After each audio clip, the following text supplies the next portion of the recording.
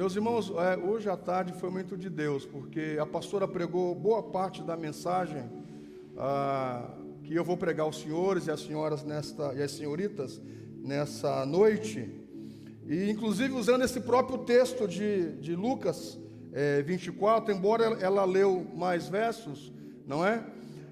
Jesus, ele depois que ressuscita, só para sermos sucinto, Jesus depois que ressuscita, ele vai lá na praia, ali na beira do lago, no lago de Genezaré, ou do mar da Galileia, ou do mar de Tiberíades, que na verdade é o mesmo lugar, não é? Quando você lê lago de Genezaré, mar de Tiberíades, ou mar da Galileia, é um grande lago, com mais ou menos 13 quilômetros de comprimento. Deus me deu a oportunidade de estar nesse lago, de navegar por esse lago, de estar nesse rio quando eu estive um tempo atrás em Jerusalém. É uma experiência única, é uma experiência inigualável. Você lê um texto e você ser remetido até esse texto, até esse local que teve essa ação de Jesus com os discípulos. Muitas experiências gloriosas descrevido ali no mar da Galileia, na praia de Tiberíades. São muitas maravilhas, muitas narrativas. E eu lhe convido para assistir a pregação de hoje à tarde, que a pastora pregou no culto da 17, que ela falou mais sobre isso. Mas veja uma coisa, Jesus ressuscita e ele vai encontrar os discípulos que estão ali pescando. Na verdade, eles voltaram para a rotina de outrora. Aqui eu abro um parênteses, pense uma coisa. A pastora dizia, não é? Como a nossa mente, ela é muito frágil, ela é muito humana, não é? E às vezes quase carnal ou totalmente carnal, em se esquecer daquilo que Deus diz, daquilo que Deus já fez, do mover de Deus sobre a nossa vida. Nossa mente, ela muitas vezes nos prega peças, porque nos faz duvidar de muitas coisas, ou nos faz esquecer de muita ação de Deus outrora na nossa vida. E às vezes, por conta disso, nós voltamos a algumas práticas de outrora. Por exemplo, quantas pessoas elas estão hoje servindo a Jesus, comendo o maná, e depois elas se desviam e vão comer literalmente comida de porcos. Elas deixam o Senhor, não é? Isso é um problema. Isso diz muito desse ser humano que não está apegado à palavra de Deus. Outra coisa, às vezes nós que estamos firmados na palavra, às vezes vacilamos com alguma situação e nós esquecemos que em outros momentos da nossa vida, momentos difíceis, Deus agiu e Deus cuidou de nós. Então, se você anda com a sua mente vacilando, preocupado com alguma coisa, descanse em Deus, porque Deus outrora já cuidou de você, então Ele vai continuar cuidando de você. Pode ter certeza disso. Vamos aplaudir o Senhor, porque Ele merece. Queridos, eu gostaria de também dar tempo para orarmos hoje. Então, eu praticamente não me lembro, na verdade não me lembro de nunca ter concluído uma mensagem. É muito difícil eu concluir uma mensagem, não sei porquê, não é? Mas se eu não concluir hoje, como sempre faço quase todo domingo, eu vou concluir no próximo domingo, mas quero dar um tempo maior, realmente, para nós orarmos ao Senhor e buscarmos esse revestimento de poder. Digam amém. Eu queria destacar algumas proezas, algumas sementes dentro desse texto que nós lemos. Eu queria destacar aqui algumas palavras que o próprio Jesus disse para os seus discípulos. Primeiro, preste atenção. O Senhor Jesus, ele vai dizer uma coisa muito importante quando vai falar para os discípulos. Ele vai lhes trazer uma promessa. Então a primeira pérola preciosa que eu quero destacar para você aqui hoje é: quem é que faz a promessa? Antes de falar da promessa, quem é que fez a promessa? Quem é esse que fez a promessa para os discípulos ficar em Jerusalém? Quem fez a promessa? Quem fez a promessa? Jesus, diga Jesus. Diga Jesus fez a promessa. Então escute uma coisa, a questão aqui é quem faz. Sabe aquela coisa de nós íamos pegar alguma coisa em algum lugar, mandado por alguém, fazemos uma compra e nós não temos um vintém, nós não temos R$1, não é? Um cruzeiro, um cruzado, R$1, nós não temos nada, mas alguém que tem, diz para nós assim, vai lá em tal loja e diz que fulano de tal mandou pegar aqui, e essa pessoa é muito conhecida, tem crédito, e por causa dela, nós podemos comprar o que precisamos comprar, não porque nós temos crédito, mas porque nós estamos enviados de alguém que tem crédito. É mais ou menos isso que esse texto está querendo dizer aqui. Quem envia a promessa, quem faz a promessa, quem envia os discípulos. Na verdade, nós não somos detentores de nenhum poder. Nós não temos nada. Na verdade, é como a história daquele irmão que vai expulsar o demônio, aquele irmão, aquele pastor, e quando ele vai orar, a pessoa possessa, ou o demônio diz assim: quem é você para querer me expulsar? Você não é nada. Você é só um comedor de feijão. Você não tem poder de nada. E aí aquele homem diz: é verdade. Eu sou um comedor de arroz e feijão, eu não tenho nada, mas em nome de Jesus, tu vai sair. E o demônio teve que sair. Amém, queridos? Na verdade nós não temos nada, mas quem está em nós, Ele é tudo. E é isso que importa. Aleluia. Glória a Deus.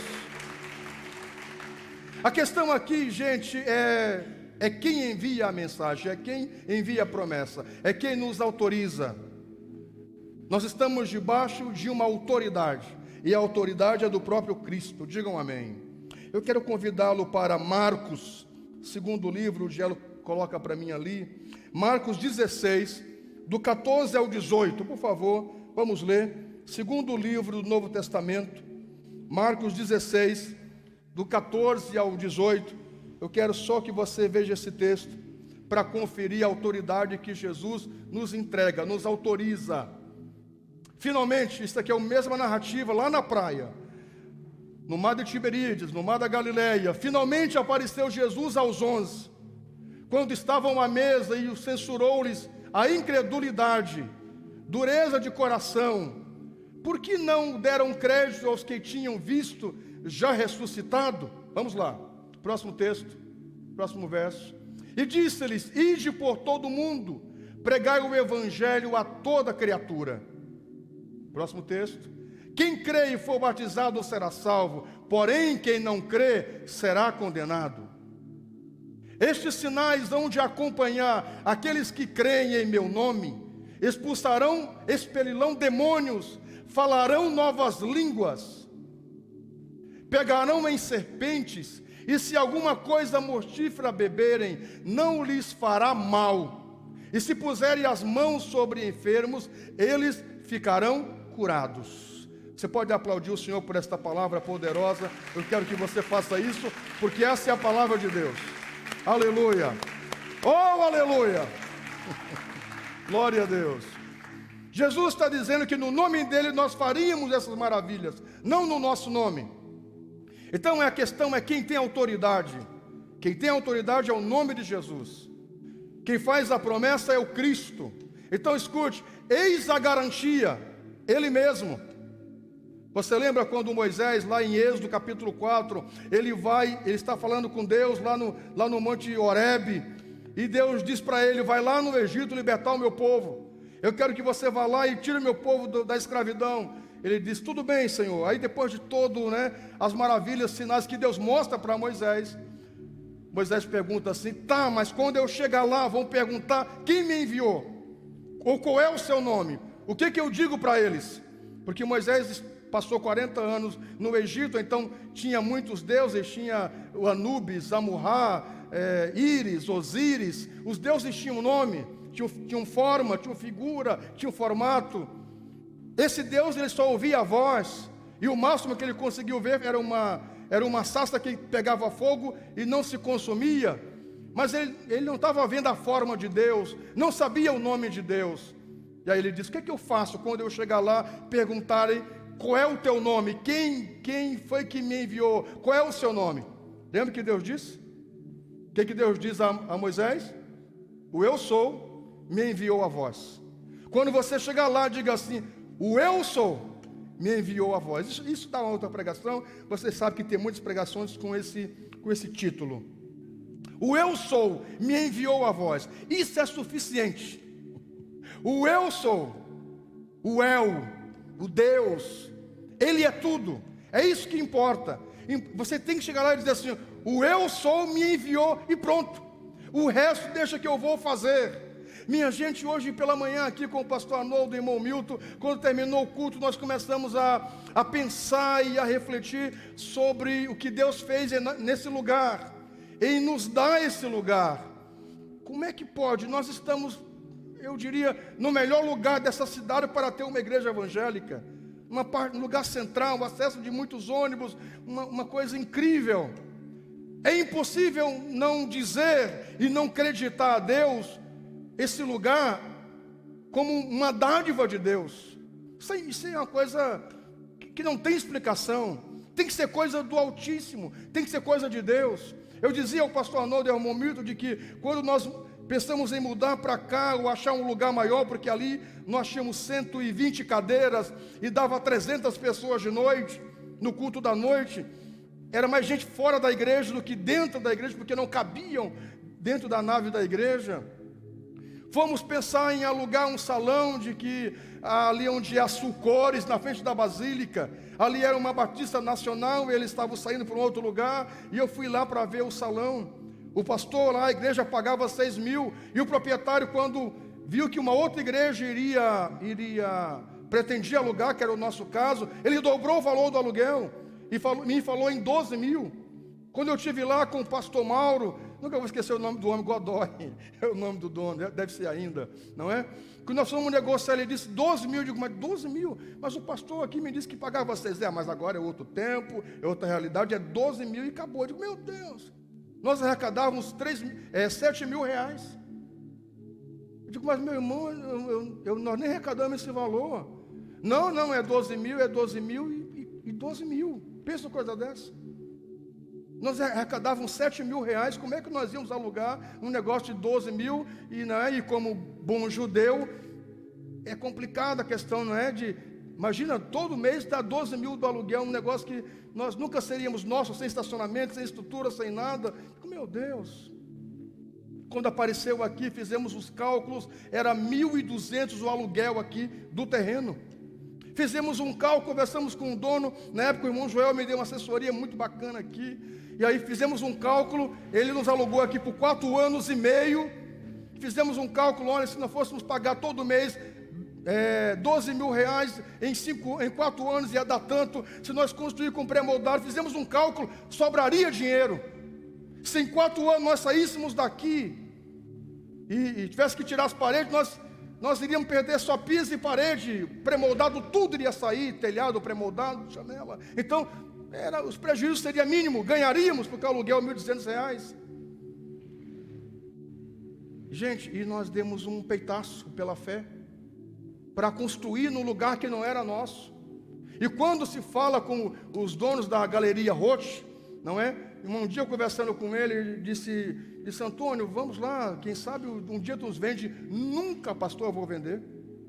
Na verdade ele era o sobrinho, o dono morava no Rio, não é? Ele disse, não, eu sei que meu tio nunca vai querer, nós nunca vamos vender aquele terreno, nós vamos construir prédios, vamos construir uma estrutura imensa lá, pastor. Nunca, isso só pode ter certeza. E eu cá comigo digo, mas Deus é maior. Maior é o que está conosco do que aquele que está no mundo. Digam amém. Maior é o que está com você, querido. Sempre a última palavra será do Altíssimo. Você pode celebrar Ele. Faça isso com alegria. Aleluia. Escute uma coisa. E aí nós fizemos preparativos para pensarmos aqui. E o engraçado, gente, aqui na época, eu lembro que nós fizemos uma função, não é? Que a gente queria muito uma chácara para alugar, para encontros com Deus. Nós fazíamos 4 encontros por ano, e aí nós juntamos 70 mil reais, nunca vou esquecer. Nós tínhamos 70 mil reais na conta com muito custo. O valor de uma chácara que apareceu lá em Itaara. 15 hectares, um lugar muito bonito, com uma vista. E nós íamos comprar aquela chácara. Só que pense bem, nós ia ter uma chácara e não ia ter uma casa para nós congregarmos, não é? Mas não é? Nosso desejo de ter uma chácara para encontro e tal. Depois que eu fui avaliar bem os gastos, os custos, não é tão simples, como diz o irmão assim, não é? Meus irmãos, quando nós sentamos para comprar a chácara, para fechar a chácara, eu e o irmão Joel e o senhor, os 70 mil para mim, nós assinar um contrato, ele chegou e disse assim, não, agora não é mais 70, pastor, agora é 80 mil. Eu digo, como assim? Mas de manhã nós estávamos sentados e eu, não, pastor, só pensa 15 hectares, não é? Por 70 mil é muito barato, não sei o que, tal. Eu digo, não, meu irmão. Eu digo, meu irmão, olha, bem isso, não me conhece. Não. Uma vez dada a palavra, é isso, meu irmão. Não, pastor, mas o senhor pode ver, avalie. Eu digo, meu irmão, é o que nós combinamos, o senhor já é de idade. Meu irmão, o senhor já disse, tem que ser. Não, então faça assim. O senhor me dá os 70 e parcela os 10 mil em 10 vezes. Eu digo, não. Tá, então vamos fazer 75. Eu digo, não. Então 73. Eu digo, meu irmão, agora eu que não quero. Porque o senhor está brincando comigo. Eu não baganho. Eu negocio, mas baganhar não. Então assim, eu não quero mais. Aí o irmão Joel disse, pastor, não faça isso, vai perder a oportunidade. Eu acho que Deus está nisso, irmão Joel. Eu acho que Deus está nisso, porque quando a coisa está muito enroscada, quem sabe é um sinal para sair fora disso. Eu digo, não, Deus não está nisso. Meu irmão, um abraço, não quero mais. Pastor, vamos deixar pelos 70. Então eu digo, eu não quero mais. Meu senhor, muito obrigado pela conversa com o senhor e encerrado. Meus irmãos, 70 mil foi o pré-moldado. Você me acredita nisso? Quando deu para nós começar a construção, que eu fui negociar o pré-moldado, 70 mil foi o pré-moldado e nós tínhamos dinheiro para o pré-moldado. Veja se Deus não está no negócio, não está na causa. Então veja, queridos, nós estávamos falando de manhã, eu falando com eles algumas coisas desse mover de Deus que é visível. Tem coisas na vida da gente que são altares, para a gente se lembrar do mover de Deus naquele lugar. Às vezes Deus permite cicatriz na nossa alma e no nosso corpo, para nós nos lembrarmos dEle. Às vezes Deus permite cicatrizes na nossa alma e nós perguntamos, Senhor, por que essa ferida existe ainda em mim? É para nós sempre nos lembrar da misericórdia, do agir, da bondade e do favor de Deus, porque sempre que a ferida doer, nós vamos correr para o Senhor e Ele vai nos receber no seu amor. Amém? Você pode aplaudir a Ele, faça isso com alegria. Então escute uma coisa, pelo Espírito eu digo isso a você nesta noite. Se em algum momento na sua vida você tem perguntado, Senhor, por que o Senhor não fez algo completo na minha vida? Porque o Senhor diz, é uma promessa, não é? O Senhor completa a obra. Por que algumas coisas não foram resolvidas? Porque algumas cicatrizes, algumas coisas que doem ainda dentro da minha alma, do meu ser. Deus ainda deixa essas coisas para nós não nos esquecermos dEle, nos lembrarmos dEle. Sempre nós estamos com os olhos e com o coração atento para Ele. Digam amém. Que quando houver situações que nós não conseguimos resolver, ao ir para o Senhor e ao nos jogar diante dEle, é certo que Ele vai resolver, vai cuidar de nós. Digam amém. Você pode celebrar o Senhor, querido, adore a Ele com alegria. Veja, eu estava dizendo a você de que esse texto é um texto que demonstra a autoridade de Jesus. É Ele que envia, é Ele que manda aí. Meus irmãos, então isso que importa é o nome do Senhor, é a sua autoridade. Uma coisa é, sei lá, é o seu filho dizer assim, não, pode pegar aqui o carro, porque é garantido. Pode ir. O dono da casa não autorizou, o dono do carro não autorizou. Uma coisa é o dono do carro autorizar, uma outra coisa é o chefe da família dizer, eu estou dizendo, pode pegar o carro e pode viajar. Isso é outra coisa. É mais ou menos isso. Quem autoriza, quem manda, quem envia a promessa, quem dá a palavra, ele se garante. É isso que importa. Deus se garante, meus irmãos. Queridos, nós servimos a um Deus Todo-Poderoso. Olhe, queridos, Deus fez proezas com o seu povo Israel. Deus sempre cuidou da sua igreja em 2000 anos de história. Tem alguma dúvida? Olhe para Israel, um país do tamanho do estado de Sergipe. Tenho dito, Deus, como diz o outro, meu pastor Nuno que diz isso, né? E tenho dito, como diz o outro, né? Pastor Nuno não presta, só o que sabe desse homem, uma peça rara, né? Ele tem umas frases que só Cristo. Escute uma coisa, Deus disse na sua palavra que num dia Ele faria Israel se tornar uma nação. Pode uma nação num dia se tornar nação, um povo se tornar nação? Isso aconteceu com Israel 2 vezes. Primeira vez, quando o povo hebreu sai do Egito, era só um mando de escravos. Numa noite, eles saem todos libertos e ricos. Numa noite, um povo que pilhava a palha, que pisava a palha para fazer barro. Numa noite, a Bíblia diz que os egípcios, inclusive, davam suas riquezas para o povo hebreu e se tornaram um grande povo, uma grande nação. Depois do ano 70, eles são dispersos por todo o mundo e passaram muitos anos dispersos, não é? Sem ser uma nação. E em 1948, lá na ONU, é estabelecido então Israel como nação. E quem presidiu a sessão foi um brasileiro chamado Oswaldo Aranha. Oswaldo Aranha foi quem dirigiu essa sessão para votar se Israel se tornaria uma nação ou não. Em 1948, quando as nações votaram, deu empate. Deu empate. E Oswaldo Aranha, que não gostava de judeu, ele não tinha afeição por judeus. Oswaldo Aranha não tinha afeição por judeu. E é engraçado, Deus move o coração dele e ele deu um voto decisivo a favor de se tornar uma nação. E numa noite, Israel, ela anoiteceu sendo um povo disperso e amanheceu uma nação estabelecida por Deus. Deus faz isso. Está hoje Israel lá, uma potência poderosa.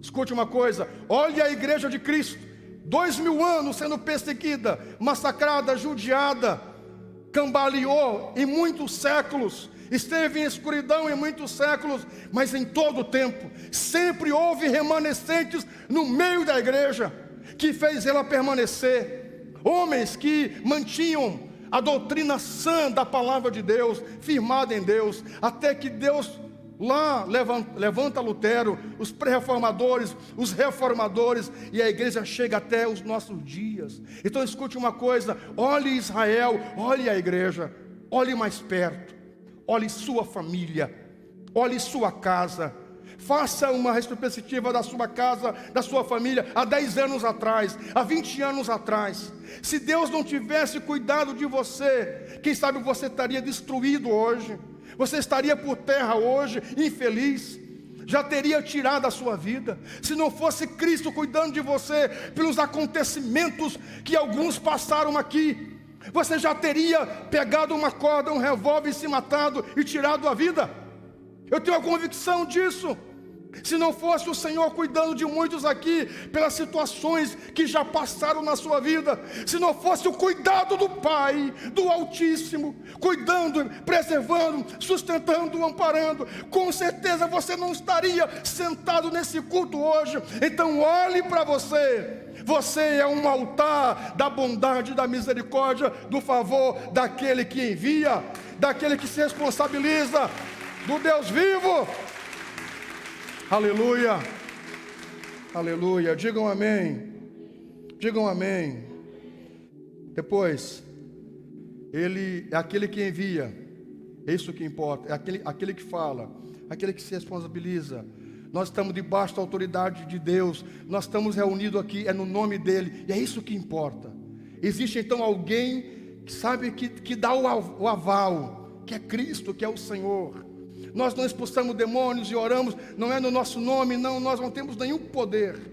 Nós, é como diz a canção, nós somos uma folha seca caída no chão, que vai para onde o vento levar. É Deus a nossa vida. É isso que importa. Outra coisa, dentro desse texto, eu quero tirar a palavra promessa, e a pastora falou da promessa. A promessa, Jesus, ele faz uma promessa para os discípulos.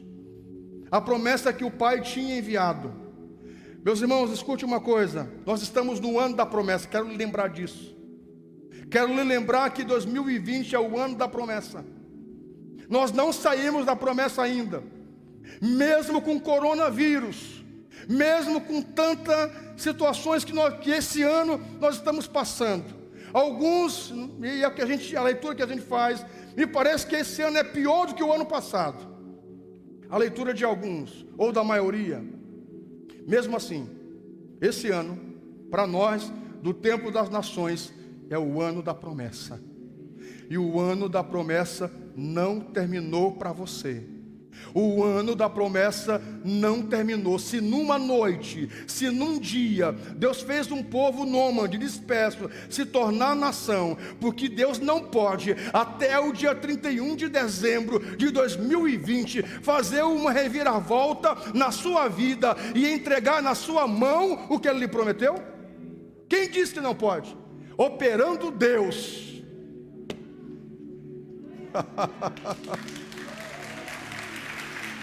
Aleluia! Oh, aleluia! Oh, aleluia! Rapaz, o que não é uns 15 minutos ali na sala de oração não faz, não é? Acho que eu vou vir orar mais, amém. Em vez de lanchar na hora do intervalo, eu vou orar mais, vida. Rapaz, mas não é que um pouquinho de oração na sala de oração faz com a gente, não é? Digam aleluia! Diga, Jesus é bom. É isso. É isso. É isso que Ele merece. Eu quero convidar você para ler comigo Atos 1:4. Vamos lá. Preciso cuidar a hora para mim não me perder, porque eu quero orar com você. Atos 1:4. Atos 1:4. O tema nesta noite é, lembram? Revestivos de poder. Diga, revestivos de poder. Diga, eu preciso me revestir de poder. Atos 1:4. Atos 1:4 diz: e comendo com eles, determinou-lhes que não se ausentasse de Jerusalém, mas que esperasse a promessa do Pai, a qual disse ele: de mim ouvistes. Esse texto é a mesma fala que o apóstolo está se referindo ao texto de Lucas. É Lucas que escreve Atos. E Lucas está nos lembrando o texto que nós lemos lá de Lucas 24:49. Ele está refrisando a promessa. Nós ouvimos da boca de Jesus. Ele disse que nós esperássemos a promessa, ficasse em Jerusalém, e esperássemos a promessa do Pai. Guarde a promessa de Deus. Queridos, escute uma coisa, é muito importante nós nos apegarmos àquilo que Deus nos tem prometido. Que seja para você um fio de esperança a palavra que Deus tem prometido a você. Sabe, é quando os espias vão destruir Raabe. Isso aqui é uma revelação, não está no meu escrito. Quando os espias chegam lá em Jericó, não é? E vão lá para espiar a terra. Uma prostituta, Raabe, ela esconde os espias. Ela guarda os espias. Ela cuida deles, para que os soldados da cidade não os matassem. E quando os espias vão saindo, ela diz: tá, mas e nós? Como é que vai ser? Vocês vão destruir a cidade? E eles disseram: como você fez um bem a nós, como você nos cuidou, como você nos protegeu, coloque sobre a sua casa, sobre a sua janela, um fio vermelho, um fio de escarlate. E quando nós chegarmos aqui, nós saberemos que aquele lugar, que aquela casa será sua. E junte a sua família. Junte a sua família. Porque quem tiver nessa casa, nós não vamos destruir. Ei, meu Deus do céu. Queridos, escute uma coisa. Todo bem que nós fazemos a alguém, Deus vê. Ninguém na cidade viu o bem daquela mulher. Oh, Rabachandaramas. Oh, Rabacandaramaia. Oh, Rabachandarabacandaramas. Derramachanderemanto. Oh, Ramachandaramas. Oh Rabacandaramaia, oh Espírito Santo, oh Espírito Santo. Todo o bem que nós fazemos a alguém, as pessoas da cidade não estão vendo, mas quem precisa ver é o que importa. Ele está vendo. Ninguém da cidade, nem mesmo isso aqui é revelação agora, porque não estava no meu escrito.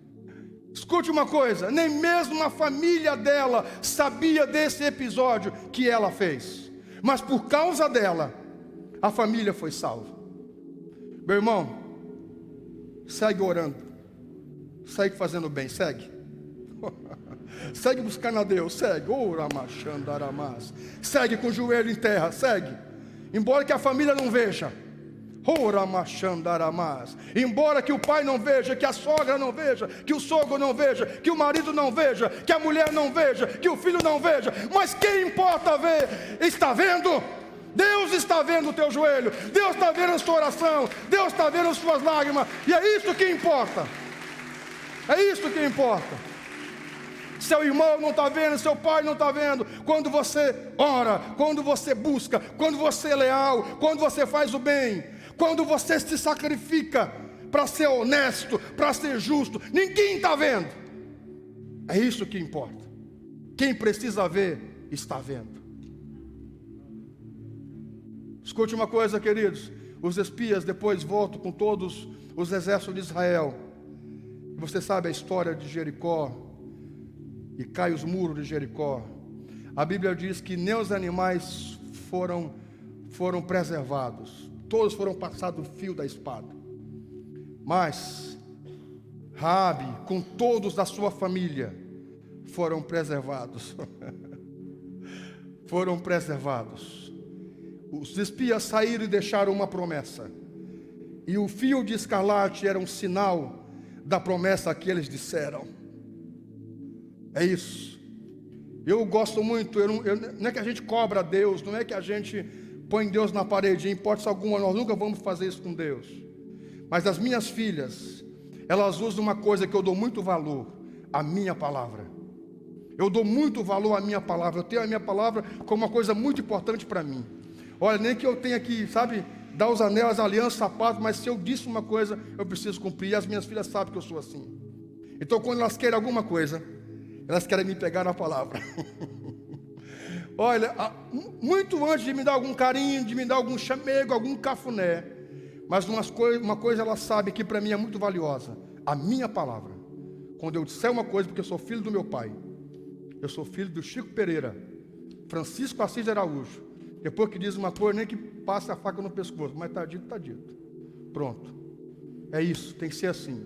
Minhas filhas fazem isso comigo. E às vezes nós precisamos fazer isso com Deus. Senhor, não tem a música? Que nós gostamos de orar com ela, eu pelo menos gosto de orar com ela. Lembra, Senhor. Lembra, Senhor. Lembra disso? Eu gosto de orar lembrando Deus da palavra dele. Eu gosto de orar lembrando o que ele me prometeu. Eu tenho uma Bíblia em casa muito antiga que eu anoto as palavras que Deus me dá naquele dia. Eu coloco a data, a palavra principal que estava orando. E eu digo, Senhor, tal dia, o Senhor disse isso aqui, Senhor. O Senhor prometeu. Eu não faço referência a vasos ou supostos vasos. Eis que eu te digo isso, aquilo. Não. Eu sempre faço referência a isso aqui. A palavra de Deus. Deus nunca pode ir contra a palavra dele. Deus nunca pode ir contra a palavra dele. A Bíblia diz que Deus zela.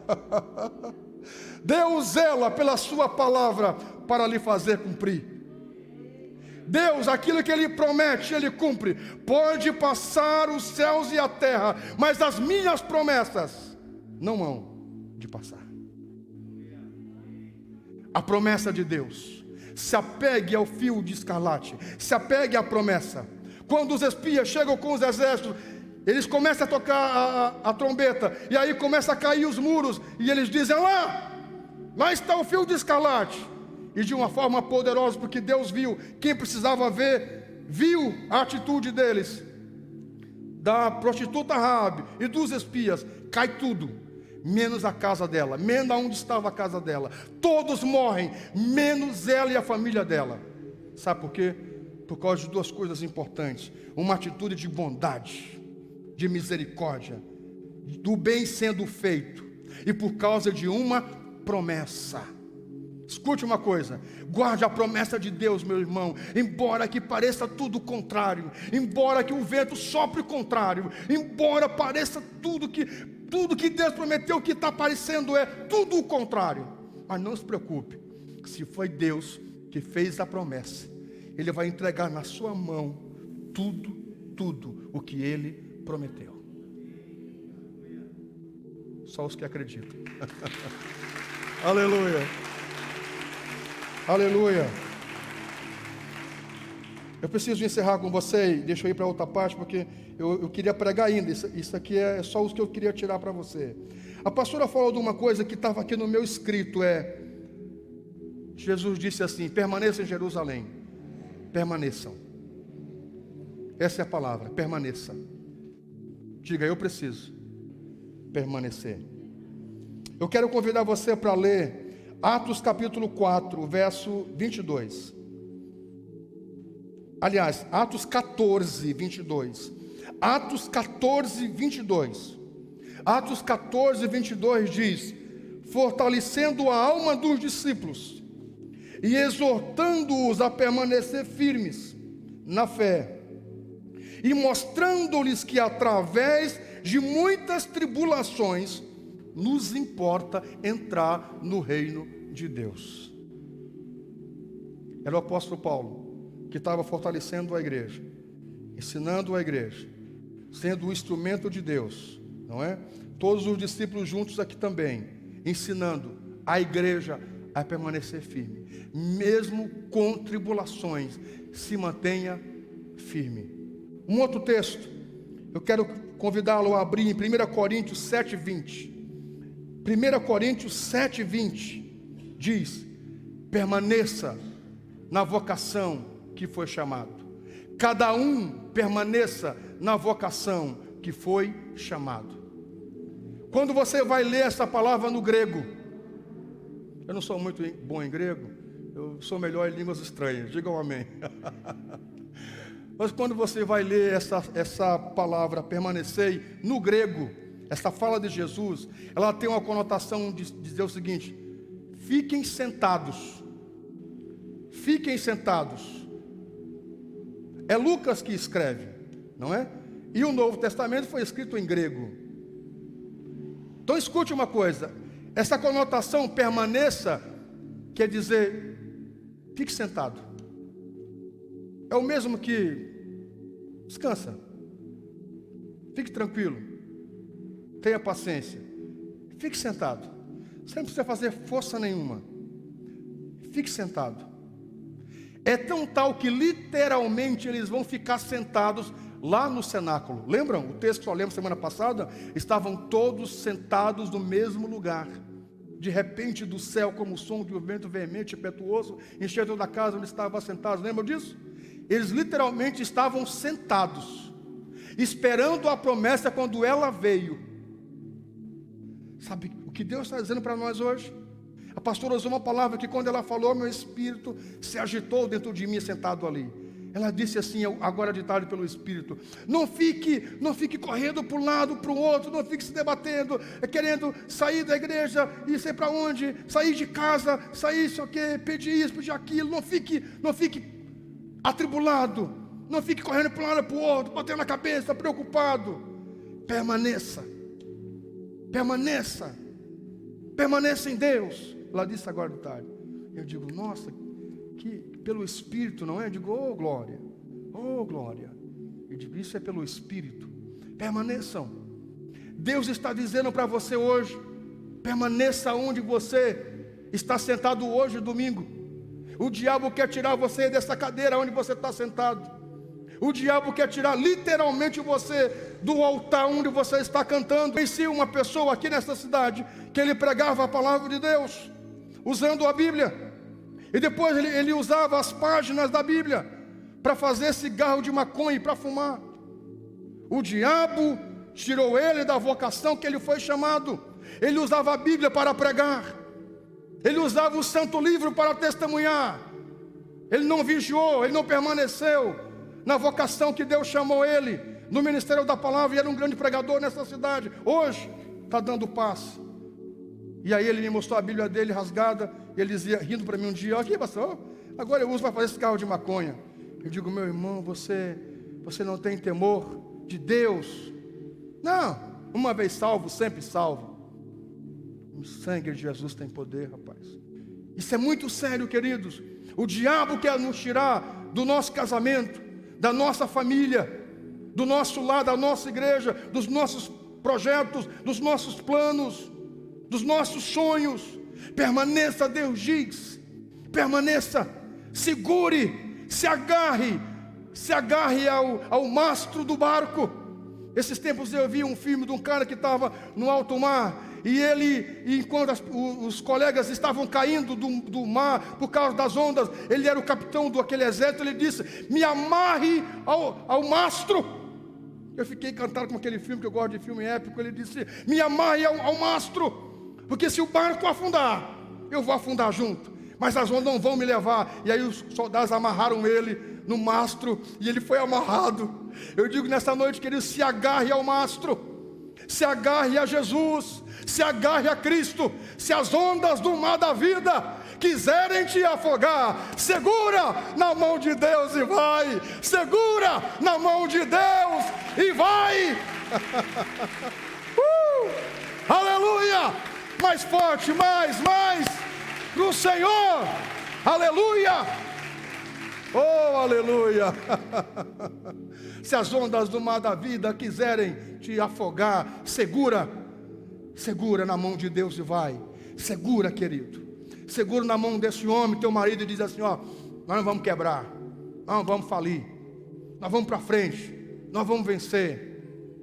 É a esposa do Todeschini, que tinha as gaitas Todeschini. Lembra essa história que eu contei anos atrás, quando queimou a fábrica da Todeschini? Uma família rica, com muitos empregados, tiveram que dispensar todos os empregados. Ela pegou na mão do dono Todeschini e disse assim: nós vamos vencer junto, meu velho.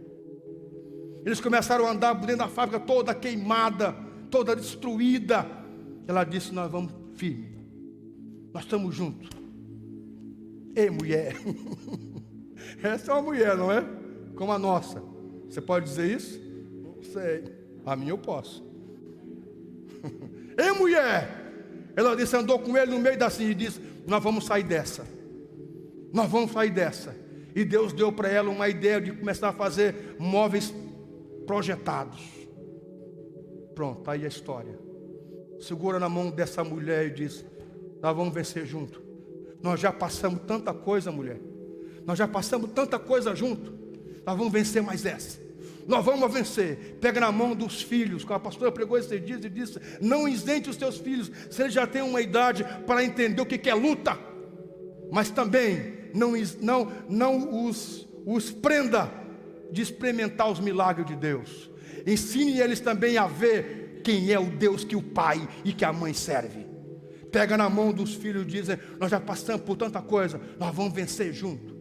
Segura na mão da família, segura na mão de Deus e vamos firme. Mantenha firme a sua fé em Jesus. Se mantenha firmado, se assente, descanse em Deus e deixe o vendaval passar, e deixe o coronavírus passar, e porque vai passar, e deixe tudo isso passar, porque escute uma coisa: Deus vai retribuir tudo que aparentemente ou literalmente você tem perdido. Deus tem esse poder para isso. Deus tem esse poder para isso. Aquilo que aparentemente o ano está levando de você, e você está somando prejuízo, mas Deus pode numa noite lhe trazer todo o lucro de um ano inteiro. Você crê assim? Dê um aplauso ao Senhor com alegria, porque Ele merece. Permaneça. Eu vou encerrar. Permaneça. Permaneça na vocação que Deus te chamou. Deus te chamou para ser servo. Um dia desse, um irmão disse a mim, eu achei isso muito interessante. Ele disse: pastor, eu não sou líder de liderar grupos, eu sou servo. Eu quero ser apoiador. Me deixe sendo liderado. Me deixe aqui ajudando a equipe. Isso. Esse sabe qual é o seu chamado. a sua vocação. Cada um fique na vocação que foi chamado. Deus te chamou para investir na obra. Meu irmão, Deus vai te enriquecer, porque tem corações aqui bondosos. Deus vai te prosperar para você abrir a mão e investir em missões, investir no projeto. Não pode ser uma outra coisa.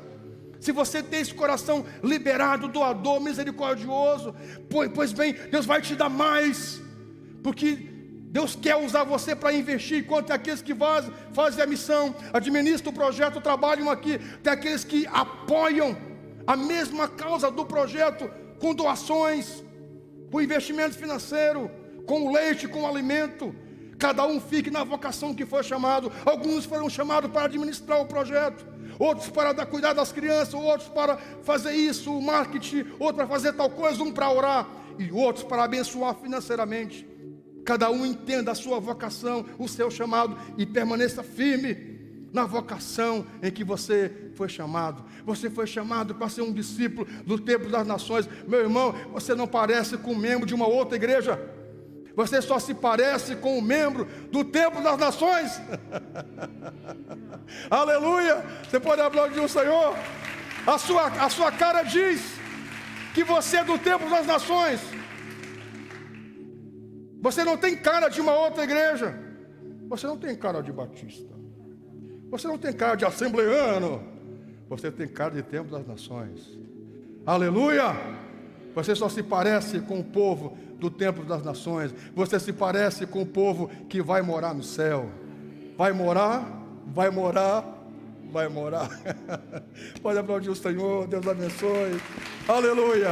Se coloque em pé.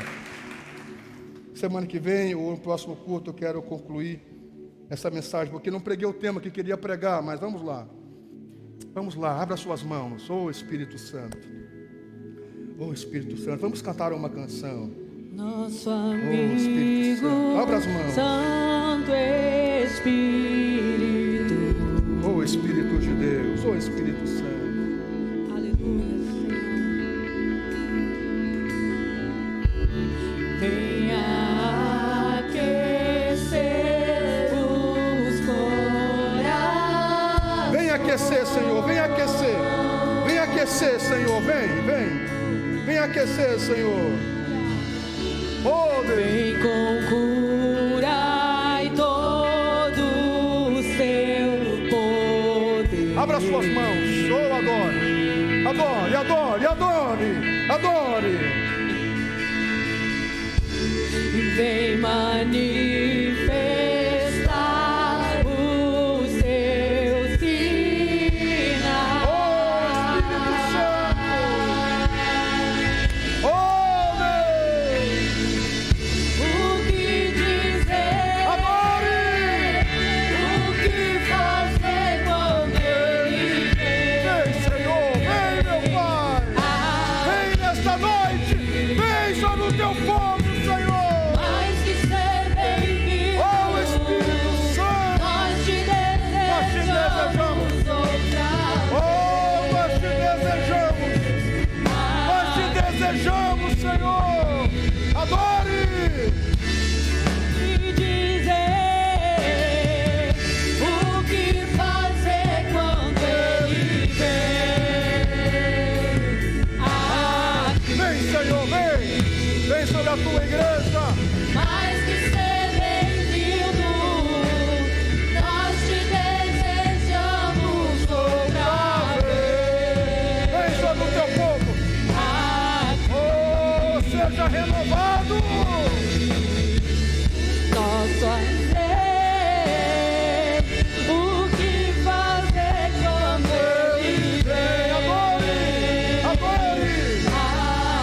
Adore o Senhor nesse lugar. Mais que ser bem-vindo, nós te desejamos outra Oh, seja cheio do Espírito Santo. Seja cheio do Espírito Santo.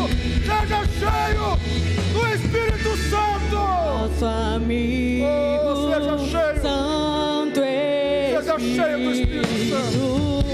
Que os nossos jovens, que os nossos adolescentes, oh Deus, sejam cheios do Espírito Santo. Esperamos E as crianças desta igreja, e os homens desta igreja,